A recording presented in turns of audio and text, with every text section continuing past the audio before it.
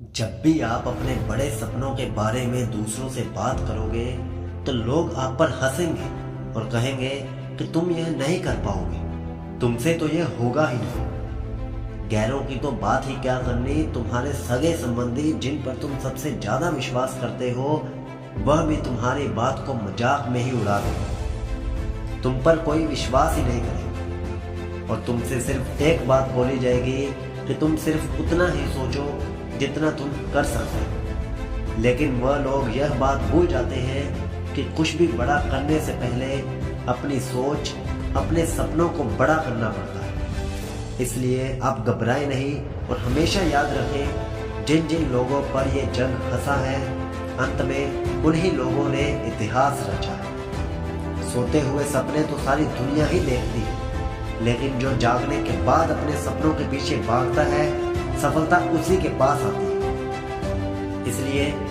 आपसे सिर्फ एक बात कहना चाहूंगा कि आप बोलिए कम और करिए ज्यादा, क्योंकि ये दुनिया आपके बोलने पर नहीं, आपके कुछ कर दिखाने के बाद ही आप पर विश्वास करेगी। ये दुनिया की सच्चाई है कि ज्यादा बोलने वाले लोगों को कोई सुनना नहीं चाहता। लोग सिर्फ उसी को सुनना चाहते हैं जो ज्यादातर मौन रहते हैं। इसलिए यदि आपके सपने बड़े हैं तो उन पर काम करो, उनके बारे में बातें करके अपना समय बर्बाद मत करो, क्योंकि बातों का प्रभाव थोड़े समय के लिए ही रहता है, लेकिन काम का प्रभाव हमेशा के लिए रहता है। जीवन में यदि कुछ हासिल करना है तो उस काम को करने में लग जाओ, आज, अभी और इसी वक्त लग जाओ। हमेशा कम बोलने की आदत डालिए, ज्यादा बातचीत ना करें, इससे आप भी इस समाज में एक प्रतिष्ठित दर्जा हासिल कर पाओगे।